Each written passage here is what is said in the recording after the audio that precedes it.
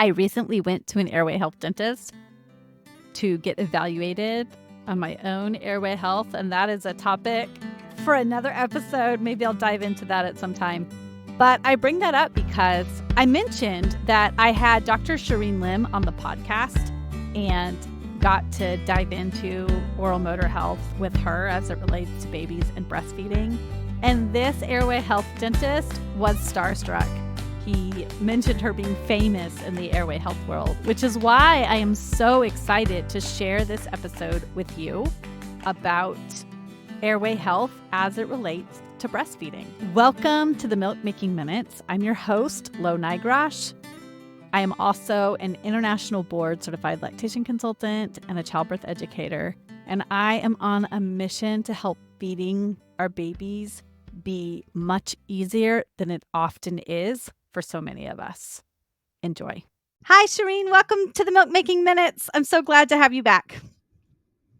No, thanks again for having me. Yeah, so we recorded your personal baby feeding stories already, and now we're going to be talking about airway health in our children. A lot of people might wonder why a podcast focused on breastfeeding support is featuring an airway health dentist, but we'll get into that. So everybody stay tuned because it is very deeply connected. But before we do, why don't you go ahead and reintroduce yourself for anyone who is coming to this episode but didn't hear your personal story. Yeah, well, I'm a general dentist from Perth in Western Australia. I developed a special interest in breathing and sleep because of my husband's snoring. And once I became involved in that area, I realized snoring and obstructive sleep apnea, they're linked to a whole host of increased health at risk and reduced quality of life. And yet what we're doing, or what I'm getting trained at as a dentist, these oral appliances, is just a Band-Aid solution for poor jaw development. So I wanted to know, how can we develop jaws properly in the first place? We can have options like early interceptive orthodontics to get jaw development back on track. But if we recognize that form follows function, we really need to be intervening in the earliest years of life when the jaws are growing most rapidly to optimize sucking, swallowing, and breathing. And so this is why I've become involved in breastfeeding advocacy and promoting the mechanical benefits of breastfeeding and the impact on jaw development, as well as looking at how the mouth structures are working during all the other functions and how the mouth is growing. Yes. You know, when you see lists of the benefits of breastfeeding, I don't know that I have ever seen mechanical function of the jaw and mouth and tongue listed as one of the benefits, unless it is an IBCLC or some other professional pediatric dentist or possibly an ENT who has really dug into breastfeeding and tethered oral ties. Anyone who I know who is well versed in that sometimes knows the connection, but not always. Why do you think that we have not talked about this before? Has it not been studied until more recently, or is it that those studies did not get paid attention to? Yeah, typically when we're assessing breastfeeding, we're really looking for is there an absence of pain and is there good weight gain? But now we're really looking more at how well is the tongue functioning, because there's more research now to support that when we do not have a well functioning tongue, that will be linked to the development of sleep disturbed breathing and obstructive sleep apnea later down the track. Because our tongue, the bulk of our tongue is formed by the genioglossus muscle, which is our main upper airway dilator muscle. And it means we need really good tone and really good resting tongue posture, likely suction to the roof of the mouth, for that to keep our airway or throat open, particularly during sleep when things are more relaxed and floppy. And so because of our understanding of the important role of good tongue function for healthy breathing and sleep, we've now been able to work backwards and see that if we don't treat a tongue tie, for instance, early on in life, it may be linked to the development of these other problems and poor palate development.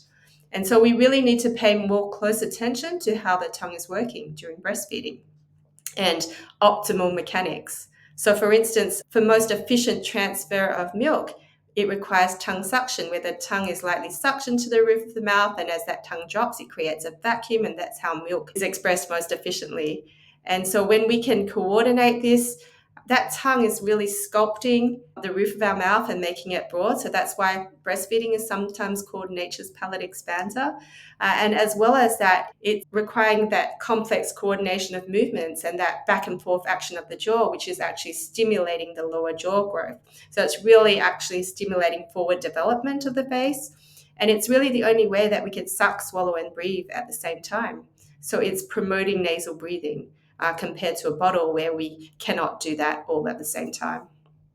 I would love to know what you see in the jaws of babies who mostly bottle feed versus what you see in the jaws of babies who mostly breastfeed. Are you able to see differences in their oral motor development down the line? Yeah, I mean, not necessarily, because I think a lot of people are breastfed, but there's actually a lot of red flags that feeding was not going optimally that we missed. So I do think that even a lot of breastfed babies, they still have a lot of oral dysfunction. Mhm.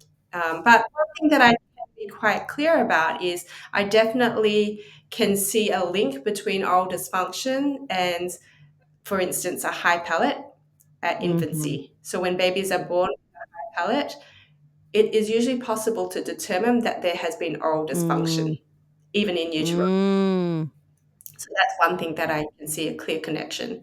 You know, the babies that have their mouth open and their tongues down, or they've got very low tone, they're going to tend to present with these higher narrow palates. And even when we have a baby with a tongue tie and their tongue is actually sucking pretty well, there's just a restriction. These are the babies that may have a broad palate. So there is some sort of connection between oral dysfunction and the way that the jaws develop. And if we look at Christian Gimeno, he was the pioneer of obstructive sleep apnea and one of the sleep medicine pioneers. He actually has found, looking at fetal echography studies, that there was a link between the shape of the palate and the lower jaw and how well the muscles were working during sucking, swallowing, and breathing. So we know that there's a lot of genetic conditions that may predispose people to sucking and swallowing abnormalities, as well as low muscle tone. But even things like tongue tie, there is a link between the oral dysfunction and how that palate and jaw are expressed before a child's even born. Wow. And why do parents typically come to you with their babies or their toddlers or even their children? What are the things that are happening for them to come and want to get some help with airway health? Yeah, so usually when I see babies from infancy, they're usually referred because of breastfeeding or bottle feeding problems. There may be painful latch or difficulties with a baby staying on. And they may also have some sort of sucking and swallowing air and reflux like symptoms where a baby is feeling very uncomfortable, gassy, throwing up, needing to be held upright during infancy. And then as children get older, it might be more issues with mouth breathing, snoring, having very disturbed sleep, and the behavioral problems that may be linked to. They may have difficulty chewing and swallowing foods, or they may have ongoing speech concerns where they have been to speech therapy for multiple years without getting much progress. Or they may even present to me for orthodontic problems where there's a concern with a crossbite or the teeth are very crowded. And then when I go into adults, it's more like they may have breathing difficulties or disturbed sleep. And quite often they'll have chronic neck tension linked to the compensation. They're using their neck muscles to get their tongue working during functions Wow. to overcome that tongue mobility. And sometimes they'll have myofascial pain or trigger points that refer pain to their head, and then they will have headaches as well. Do you find that parents come to you saying, my child is snoring or my child's having these behavioral difficulties, and I have heard or read that airway health could be connected? Or do you find that somebody else who you have connected with, another provider who now understands this importance, is usually referring to them to seek advice? Yeah, I think it's a very big Okay. mixture of things. I do get a lot of referrals, whether it be from other healthcare professions or other parents that are seeing great results and they want to tell their friends about it. So there's definitely a lot of referrals, but also even parents are just so much more educated and empowered now, and they actually sort of looking for a particular type of provider. Huge variety. Okay. And you ended up, from your years of experience and your deep passion about this topic, you ended up writing a book called Breathe, Sleep, Thrive. How long were you thinking about writing such a resource for parents before you did it? Yeah, it took about 6 years to write the Wow. book because it's actually quite a lot to connect for parents, and I needed to do it in a way that was going to be engaging rather than sounding like a textbook. Mm, Um, really, I wanted to take parents on that whole journey that I went through, dealing with those adult problems and the despair that you see with people that have had these issues for decades. What are the warning signs that things are off track so we can intervene earlier? mm, Um, and yeah, that was probably my biggest holdup, was actually making it as relatable as possible, not so textbook, like to be able to really help them on that journey. Even when I started to learn that healthy jaw development is really important and we can do orthodontic treatment, but then starting to recognize, gosh, we can actually intervene much, much earlier from mm, infancy.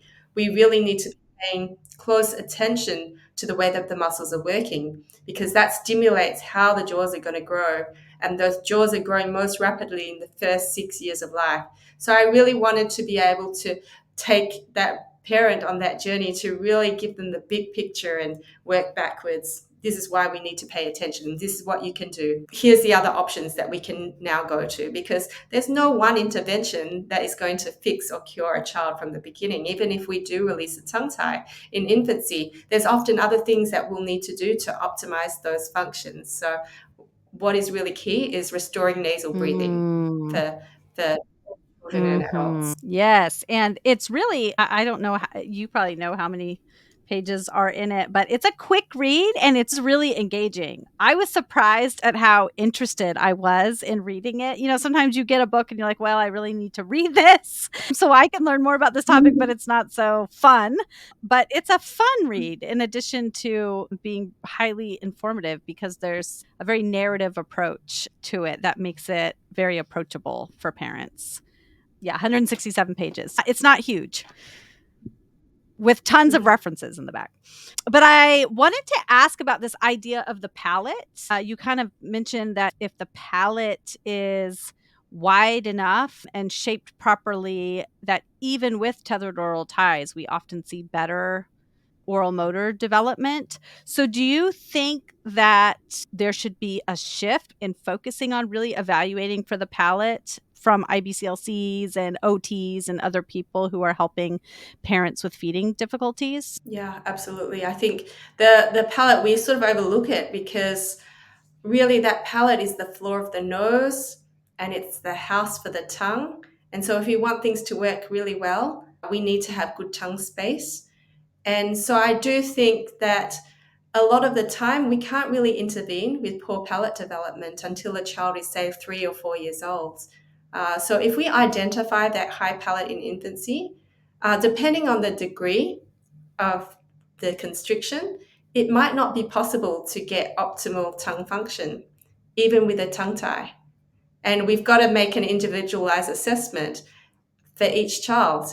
How much difference is this going to make to improve the tongue Mm, mobility? If it's a very obvious tongue tie and very restrictive, there's still value in doing the tongue tie release to improve that mobility and allowing that tongue to function well for the next few years of life, even if we have to redo or do another procedure down the track. But if we've got a baby with very low muscle tone and their suck and swallowing is not particularly good, we would be more reserved in making a recommendation till we could see some improvements with some sort of prehab as mhm, well. That we need to look at the palate and also consider these other factors that could contribute to the outcome. And really, when a child is around that year age group, we have more options. When we can widen that palate, really improve nasal breathing, improve tongue space, it becomes a lot easier to get things back on track. Yeah. And are there interventions that can be done? Like, often I'm teaching parents finger exercises to improve the mobility of the tongue and improve suction strength, improve the cupping of the tongue. And I know often I may have somebody kind of rub their finger back and forth on the upper palate. Do you see that there is a connection between these sorts of interventions and improved development as the baby grows? Or is it really that it needs most often an orthodontic intervention if the palate is high and maybe even indented? What do you see? I think it could be variable how much those interventions or those exercises could make a difference depending on the degree of constriction of the palate. There's a point at which that palate is so high and narrow that it becomes very difficult for that tongue to fit in and stimulate the growth center, which is that mid-palate suture. So I do think that for a lot of children, I highly value the role of palate intervention, even if it's only for, half a centimeter, to know that we can get that back on track. I don't overlook that, and I think it has a very valuable role to play for a lot of children if we want to promote health. But yes, I do think that there are some children that it's not as significant, where it may play a difference and it may be quite impactful. And either way, if we recognize that what we really want to do is optimize structure and function, anything that we can do to get things back on track or stimulating and working better, I do think that's really important. So whether we can actually reduce pacifier use, because that will tend to alter the normal tongue posture, or doing things like the BB Munchie, which is a chewing device, or the oral exercises and getting that tongue lifting better, getting children to close their mouth and promoting nasal breathing, all these things will make a difference. And even things like osteopathic treatment, chiropractic treatment, when we have a very narrow high palate, it's a distortion of those bones, which is connected to the rest of the skull. So if you can release some of those strains, that can allow things to move in a better direction. Yeah. I'm glad you mentioned pacifiers because I had one question. I think there was a point in your book where somebody had asked you a question if a person is going to use a pacifier, what is the best shape? And you mentioned a Mm-hmm. flat shape. But IBCLCs, we always recommend a rounded pacifier because it leads to more cupping of the tongue and being able to get a wider latch onto the pacifier. So I was curious, but I don't think there's a ton of research to indicate, we can just see the way tongue function works in a baby on the different pacifiers. And so that's why we've tended to lean towards these rounder shapes. But I was curious to hear a little bit more of an explanation of why you prefer the flatter ones. Is it because the tongue can rest more on the top of the mouth? Yeah, I don't generally tend to Mm-hmm. recommend it because in the book I have written some of the pacifiers are promoted as orthodontic pacifiers because they're quite small, but there's actually been a class action against that particular company because it's not research supported. I think that any pacifier will interfere with normal tongue posture. And so really, it's really hard to promote which pacifier to use. Generally speaking, I think soothe and remove.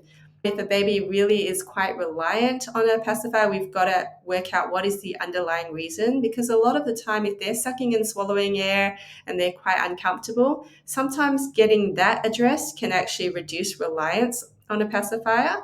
I think that generally speaking, the more deformable a pacifier is, that could be something to look at. And when you say soothe and remove, you mean not ensuring that the infant has plenty of times throughout the day where they're able to have their mouth closed, have their tongue in the resting posture, which is at the roof of the mouth right behind the teeth, so that they are able to develop oral motor function properly, because typically we wouldn't be sucking on something 24/7. And so if they always are reliant on that, then there could be some underlying root causes.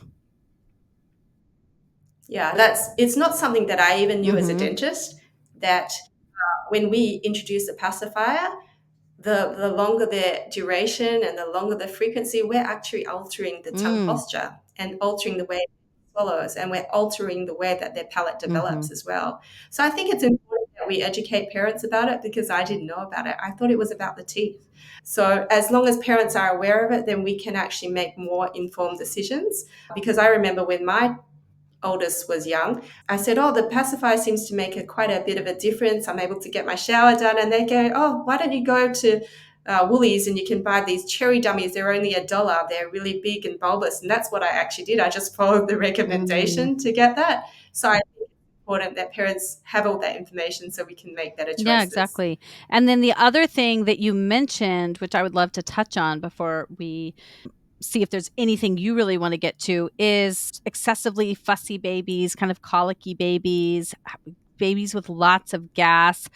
Mhm. I feel like there's this perception that this is just within the range of normal baby behavior, and that some parents just get all the short straw and they just have to deal Mhm. with this fussy baby. But typically, when babies are so colicky, there is an underlying root cause, and it's often related to feeding. Do you see a lot of parents who come in long after the fact and they report their babies were that their children were very colicky or fussy or gassy as infants? Yeah, look, this topic is something that I'm super passionate about. The topic of air induced reflux, or when babies have reflux like symptoms, not because of acid reflux, but because they're swallowing too much air. And these might be babies that are always coming on and off or clicking.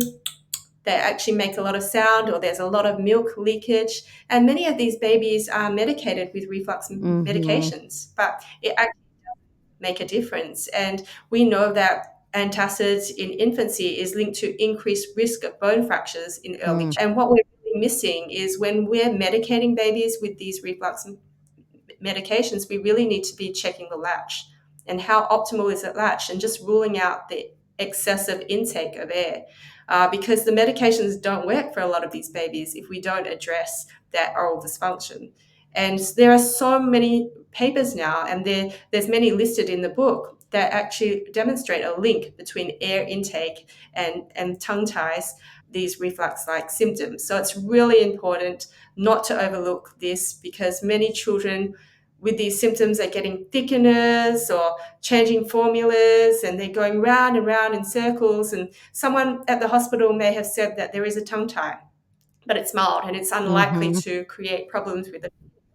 And you know what? A lot of these babies, it's really hard for parents. It's very stressful when your baby is always crying, can't sleep, you're not getting any sleep. This baby is really uncomfortable, and this issue is being totally Yes. overlooked. And one of my favorite things is when a parent can come in and have this addressed, and then they've gone, "I have a better Mm. baby. I can actually enjoy my Yes. baby." Yes, I see that a lot.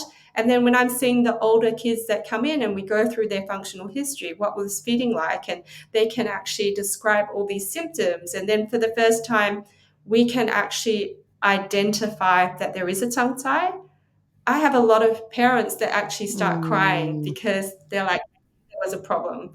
No one listened Mhm. to me. So I think this is an area I'm super passionate about promoting more awareness about, this link that we must not overlook tongue tie and air induced reflux or air swallowing when children are about to be prescribed a medication. Yes, and so often I hear from parents who say, "It did not feel normal, but everyone was just telling me she'll outgrow it. This is in the range of normal. There's nothing to be done." And my heart just breaks because these well-meaning people just don't know what they don't know, and human infants of any mammal, they're not supposed to cry all day. So if they're uncomfortable and crying all day, I always encourage parents, trust your gut. If it doesn't feel right, it's probably not right. But it's so hard when you're asking and nobody is giving you an answer that seems to make sense or feels like it's the right way to try to intervene. It is so hard for parents.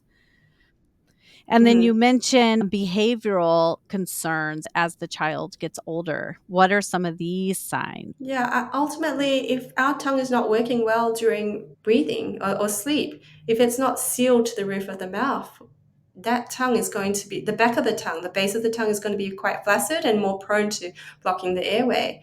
And so we may have symptoms like mouth breathing, snoring, restlessness during sleep, children who are teeth grinding, bedwetting. They're prone to unexplained awakenings, or they wake up and they feel not refreshed.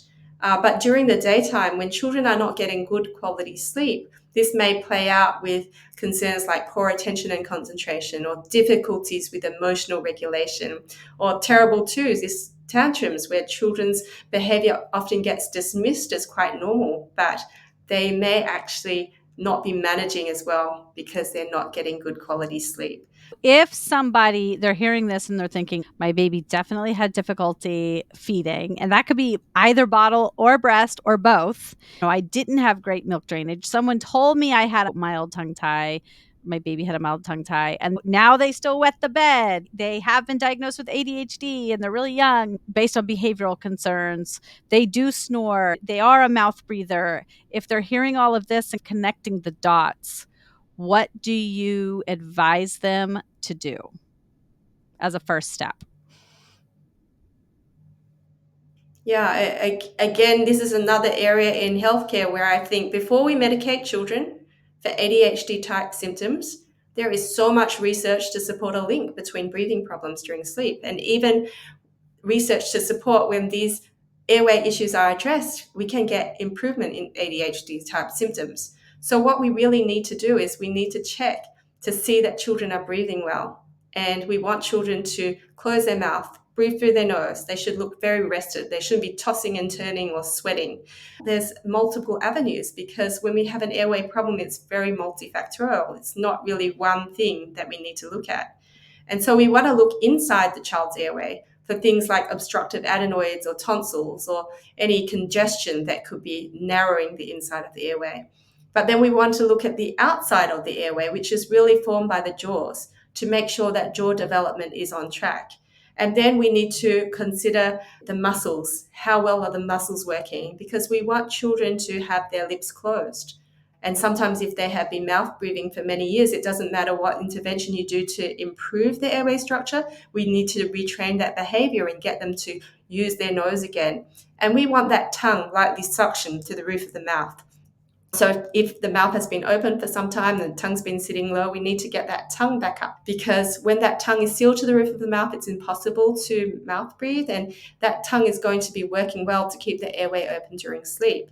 And so sometimes we need to look at the role of tongue tie, but we also need to encourage good tongue tone and good tongue patterns. Sometimes when children are maybe the toddler age, it may be more easy to do things like remove things from the inside of their airway to buy a little bit more time. But definitely, as they're getting older, we want to have a jaw evaluation and see what we can do to get the jaw structures track. And how do people go about finding the airway health experts in their area if they feel like they want to Yeah, start this journey? it is also quite tricky, definitely, because people are always reaching out to know where to look for. Definitely, there's a lot of directories, things like the AAPMD, American Academy of Physiological Medicine and Dentistry, or Airway Circle, the Breathe Institute. These organizations, they all have their own directories, which will have professionals who have been trained in this area, and they might be like a lactation consultant or a chiropractor, an osteopath. What if you try to find someone in your area, they may be connected to people that they work with, so that could be a good step to look for. Yes, just find the one person who's not going to look at you like you have two heads and then go from there, because you're right. If they are passionate about this topic, they are going to be connected to other people in their area. Is there anything Mhm. else that you, before we wrap up, that you want to make sure my listeners hear about this airway health dilemma and how they ensure that they and their kids feel as good as possible and lead to good sleep and good breathing? Yeah, it's not always easy because it's never one intervention that sort of fixes everything, but to just get really educated as you can to be able to understand all the different pieces. The book was actually to help fill that void, to give parents an overall perspective. One of the other organizations that I'm really interested in is the Children's Airway First Foundation, CAF. I think that organization is really doing a great job of compiling all different resources and podcasts for parents to listen to. So a lot of information is getting out there. So try to equip yourself with all this information so that you know what are the various That's great. I'll options. have that linked in the show notes. And Mhm. we'll definitely have your book linked in the show notes, Breathe, Sleep, Thrive, and how people can connect with you. So that will all be there in case people want to reach out, connect with you on social media, or get your book and start learning about these topics so that you can then approach providers in an educated fashion and discuss your concerns. I thank you so much for spending this time, both talking about your personal stories and about this topic that you have devoted so much time to. It's really great to talk to an expert in their field about topics that I feel passionately about, but don't have the same expertise. So I really appreciate you sharing your expertise with me and with my listeners. Yeah, no, Laura, I really want to thank you for what you're doing as well. I having had listened to your podcast with Jennifer from REM Masters, I think it's so wonderful to see lactation consultants really understanding this very important role that they can have in that early years of childhood to really help set up a better trajectory of oral function and sleep and breathing for life. So I really appreciate what you're doing. My lactation consultant colleagues that can make these discussions with parents, they're really the people that are going to be able to help parents know what to look out for as well. So thank you. Yeah, it's hard because sometimes when you recognize that you don't know what you don't know, it feels hard to guide parents. But as long as we just know other people that we can connect parents to, we all have to collaborate and work together to make sure we're filling in the gaps for each other. I've really become passionate about this topic, and I love getting to speak with people who can fill in the gap in my own knowledge. So thank you so much. Bye. Thank you. Bye. So, what do you do now? I highly recommend you go click on the link in the show notes and check out Dr. Lim's book, Breathe, Sleep, Thrive. It's short and it's filled with lots of practical advice about how you help improve oral motor function for yourself and your family. Start with a quick Google search for airway health specialists in your area. Airway health dentists, in particular, have sought out additional training and are able to put all the pieces together to help you understand what the next best steps would be. Now, if you're thinking about this for an infant, the first step is to reach out to an IBCLC. Whether you're bottle feeding or breastfeeding, pumping, feeding directly from the body, we can help you determine what is the root cause of your baby feeding difficulties. Is it oral motor dysfunction or is it something else? I would love to be the person that helps you start navigating this and then connect you to other specialists in your area as needed. So please go to my website, www.quavinbirthservices.com, where you can sign up for a consultation. I can do oral motor assessments, both in person and virtually. Talk to you soon. Bye.